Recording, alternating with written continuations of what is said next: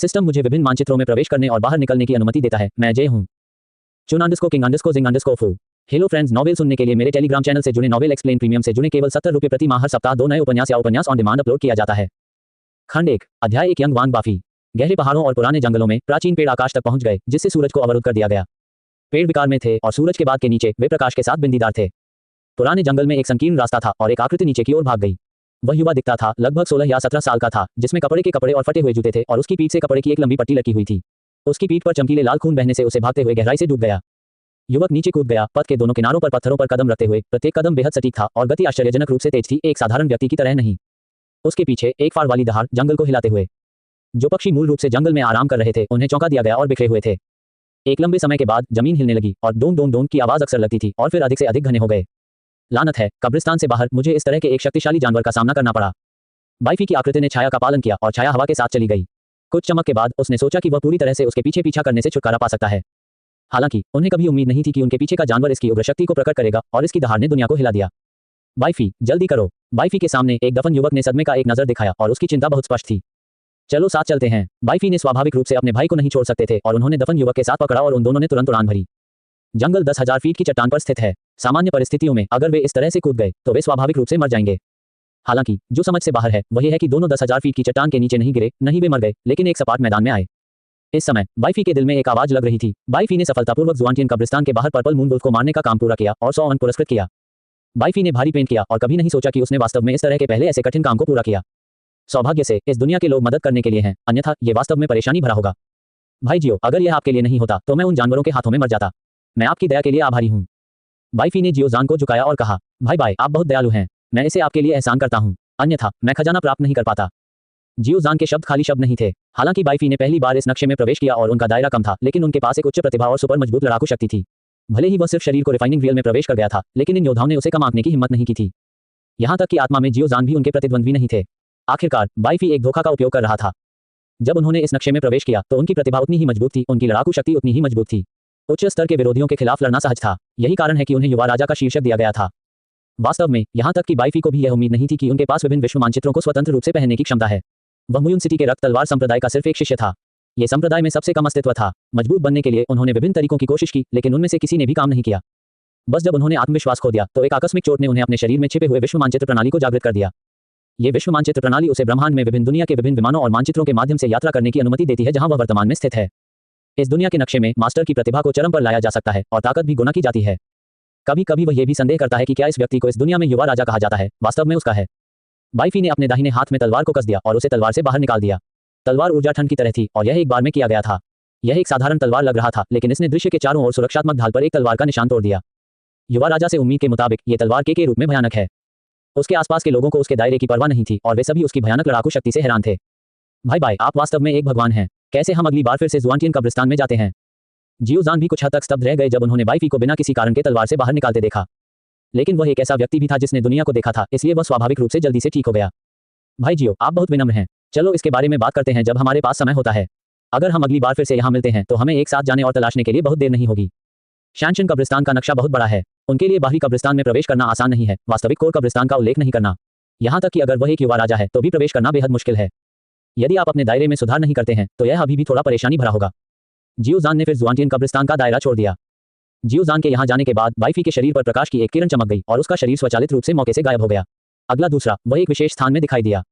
यह स्थान विश्व मानचित्र प्रणाली का आंतरिक स्थान है और यह विभिन्न मानचित्रों को संचालित करने के लिए बाइफी के लिए मध्यवर्ती स्टेशन है। यहाँ आप कार्यों और विनिमय बिंदुओं को प्राप्त कर सकते हैं कि आपको क्या चाहिए।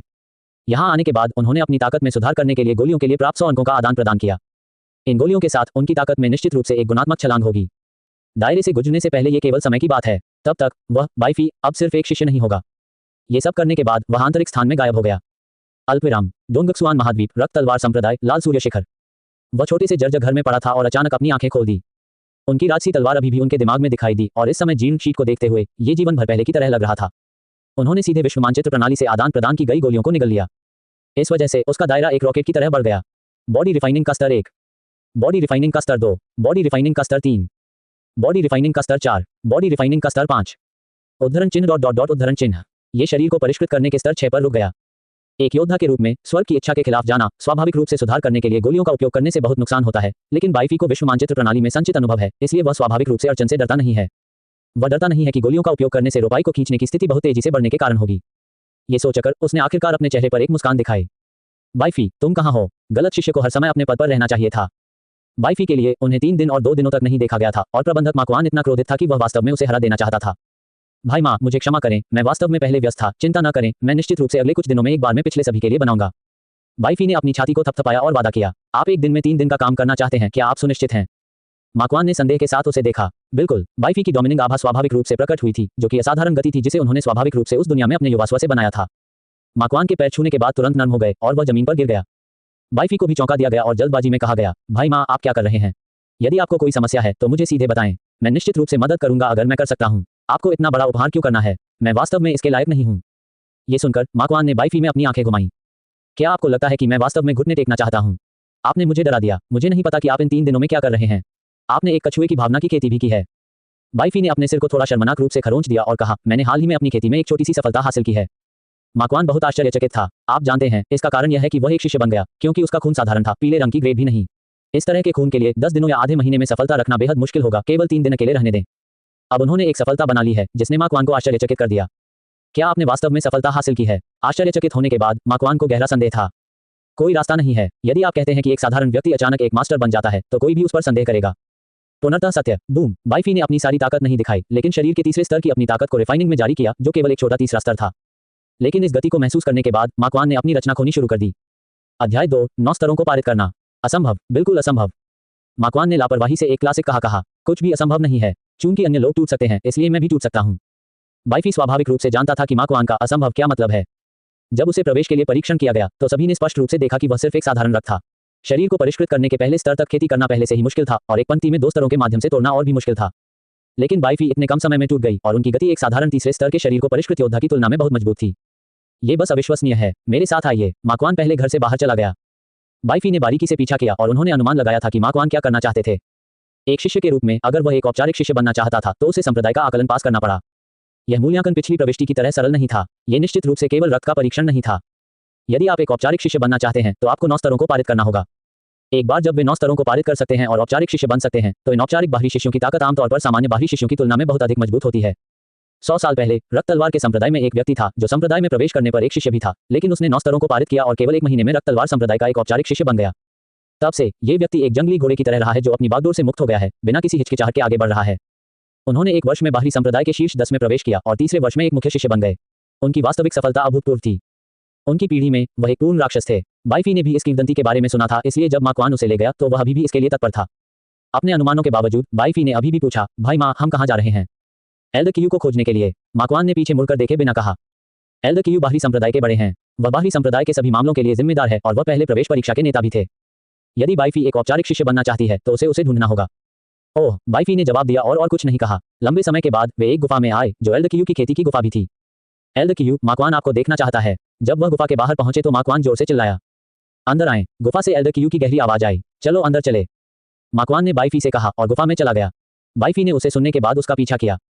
जब दोनों गुफा में चले गए तो उन्होंने एक बड़ा पत्थर का कमरा देखा जो बाहर से पूरी तरह से अलग था। पत्थर के कमरे के बीच में कियू फैंग था जो उनके रक्त तलवार संप्रदाय के बाहरी संप्रदाय के बड़े थे। अभिवादन एल्डकियू। दोनों ने एक साथ सलाम किया। जियो माँ, आप क्या चाहते हैं? कियू फैंग जानता था कि आगंतुक अपनी पलकों को खोलने के बिना भी कौन था। एल्डकियू, मैं एरेंट शिष्य बाइफी के मामले के लिए यहाँ आया था। कुछ दिनों पहले वह एक पंक्ति में 2 स्तरों से टूट गया और शरीर के प्रशिक्षण के तीसरे स्तर पर पहुंच गया। क्या आप उसे 9 स्तरों के माध्यम से तोड़ने का मौका दे सकते हैं? माकवान ने सम्मानपूर्वक पूछा। ये सुनकर कियू फैंग ने आखिरकार अपनी पलकें खोली और बाइफी को देखा जिसमें उसकी आंखों में प्रकाश चमकती थी। बाइफी, जो वहां खड़े थे, को लगा जैसे कि उन्हें देखा गया था और बहुत असहज महसूस किया गया था। ठीक है। कियू फैंग ने बाइफी को गहराई से देखा और 2 शब्द चुपचाप कहा। उसी समय उन्होंने अपनी कमर से एक टोकन निकाला और इसे माकवान को फेंकते हुए कहा, इस टोकन को ले लो गैपकीपर एल्डर को खोजने के लिए। माकवान ने टोकन लिया और तुरंत खुशी से कहा, धन्यवाद एल्डर। बाइफी को यह उम्मीद नहीं थी कि यह इतना सरल होगा और उन्होंने ये भी कृतज्ञता से कहा, धन्यवाद आपकी मदद के लिए एल्डकियू। आपको केवल 9 में से 6 स्तरों को पारित करने की आवश्यकता है और आप एक औपचारिक शिष्य बन सकते हैं। ठीक है, आप जा सकते हैं। ये सब कहने के बाद उसने फिर से चुपचाप अपनी आंखें बंद कर लीं। बाइफी और अन्य फिर सम्मान से गुफा से हट गए। जब दोनों गुफा छोड़ गए तो कियू फैंग ने फिर से अपनी आंखें खोली। उनके होठों पर एक मामूली मुस्कान दिखाई दी और उन्होंने खुद से कहा, मुझे उम्मीद नहीं थी कि एक राक्षस फिर से 100 साल बाद दिखाई देगा। मुझे आशा है कि आप 9 स्तरों को सुरक्षित रूप से पास कर सकते हैं। केवल वे जो अंदर रहे हैं वे 9 स्तरों की कठिनाई को जानते हैं। प्रत्येक स्तर की कठिनाइयों को परत द्वारा संचित किया जाता है। पहले 6 स्तर बेहतर हैं और अंतिम 3 स्तर और भी कठिन हैं। पिछले 100 वर्षों में कई लोग 6 स्तरों को पारित कर चुके हैं और औपचारिक शिष्य बन गए हैं, लेकिन एकमात्र व्यक्ति जिसने 9 स्तरों को पार किया है वह 100 साल पहले एक है। यहाँ तक कि उस व्यक्ति ने बाहर आने से पहले 9 मौतों में से एक का अनुभव किया है। ये 9 स्तरों की कठिनाई को भी दर्शाता है। इस समय बाइफी स्वाभाविक रूप से पेशेवरों और विपक्षों को नहीं जानता था। जब उन्होंने गुफा छोड़ दिया तो बाइफी ने माकवान से एक उत्साहित नजर के साथ कहा, भाई माँ, मेरे पास 9 स्तरों को आपको धन्यवाद देने का अवसर है। एक बार जब मैं एक औपचारिक शिष्य बन जाता हूँ तो मैं निश्चित रूप से आपको धन्यवाद दूंगा। माकवान ने अपना हाथ हिलाया और कहा, मैं कामों पर अच्छे ज़ेड का एक टुकड़ा बर्बाद नहीं करना चाहता, यह उल्लेख करने के लिए नहीं कि 9 स्तरों को पास करना बेहद मुश्किल है। आपको पहले अच्छी तैयारी करनी चाहिए। जब आप तैयार हों तो मैं आपको 9 स्तरों को पारित करने के लिए ले जाऊंगा। बाइफी को यह भी पता था कि अपनी वर्तमान ताकत के साथ 9 स्तरों को पारित करना अभी भी बहुत मुश्किल था। उन्हें याद आया कि जब आदमी ने 100 साल पहले 9 स्तरों को पार कर लिया था तो उसका अपना दायरा पहले से ही शारीरिक प्रशिक्षण के चरम पर पहुंच गया था और वह अपने संचित अनुभव के साथ एक छब बनाने में सक्षम था। अब वह शारीरिक प्रशिक्षण के छठे स्तर के माध्यम से टूट गया है और वह अभी तक बस नहीं गया है और इसके माध्यम से टूटने जा रहा है। ये निस्संदेह मरने वाला है। पिछले 100 वर्षों में 9 स्तरों में कई गलत शिष्यों की मृत्यु हो गई है। यदि आप भागते हैं तो आप मर जाएंगे। 9 स्तरों में से प्रत्येक जीवन धमकी है। जब तक उनके पास एक निश्चित स्तर की ताकत न हो तब तक कोई भी कोशिश नहीं करता है। बाइफी एक बेवकूफ नहीं है। वह पूरी तरह से तैयार किए बिना नहीं जाएगा। हालांकि अगर उसके पास यह अवसर है तो वह स्वाभाविक रूप से इसे जब्त कर लेगा। मैं समझता हूँ भाई माँ, मैं पहले तैयार करने के लिए वापस जाऊंगा। लंबे समय के बाद नहीं, दोनों अलग हो गए। बाइफी ने अपनी झोपड़ी में लौट आए। चूंकि उन्हें 9 स्तरों से गुजरना पड़ता है इसलिए बाइफी स्वाभाविक रूप से खुद को सुधारते रहेंगे। वैसे भी 9 स्तरों से गुजरने के लिए कोई समय सीमा नहीं है। जब तक वह तैयार है वह जा सकता है। इसलिए वह जाने से पहले अपने दायरे को थोड़ा सुधारने की योजना बना रहा है। हालांकि वह शरीर को परिष्कृत करने के छठे स्तर तक पहुंच गया है। यदि वह थोड़े समय में अभ्यास और सुधार करना चाहता है तो यह स्पष्ट रूप से असंभव है। ऐसा लगता है कि मुझे अभी भी विश्व मानचित्र प्रणाली के माध्यम से अपनी खेती में सुधार करने की आवश्यकता है। इस बारे में सोचते हुए बाइफी तुरंत अपने पत्थर के बिस्तर पर क्रॉस लेग कर गई, अपने दिमाग में डूब गई और उसकी चेतना तुरंत उसके दिमाग में प्रवेश कर गई। उसके आसपास की तस्वीर भी एक विशेष स्थान बन गई है जो विश्व मानचित्र प्रणाली का आंतरिक स्थान है। इस समय बाइफी के कपड़े बदल गए हैं। उन्होंने एक बहुत ही खूबसूरत बागे पर डाल दिया और एक सुनहरी लंबी तलवार उसके हाथ में दिखाई दी।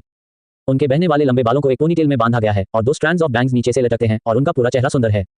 ये ठीक वैसा ही है जैसा बाइफी इस दुनिया में दिखती है। यह मूल दुनिया की प्रतिकृति भी है। शैनशन कब्रिस्तान में प्रवेश करें और एक तीसरे स्तर के जानवर को मारें और आपको 1000 अंकों के साथ पुरस्कृत किया जाएगा। जैसे ही वह आंतरिक स्थान में प्रवेश किया, यह आवाज बाइफी के दिमाग में लग रही थी।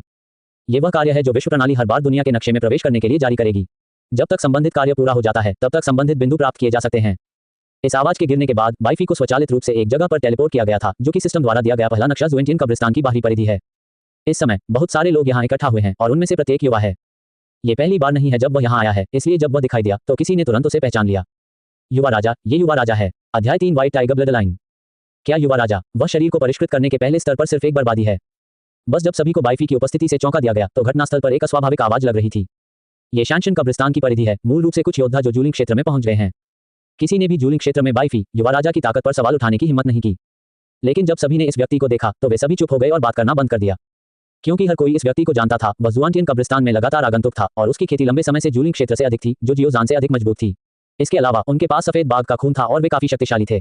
कोई आश्चर्य नहीं कि उसके आसपास के योद्धाओं ने खंडन करने की हिम्मत नहीं की। बाइफी ने इस व्यक्ति पर नजर डाली और ठंड से कहा, चाहे आप बेकार हैं या नहीं, यह आपके शब्दों से निर्धारित नहीं है, सब कुछ ताकत पर आधारित होना चाहिए।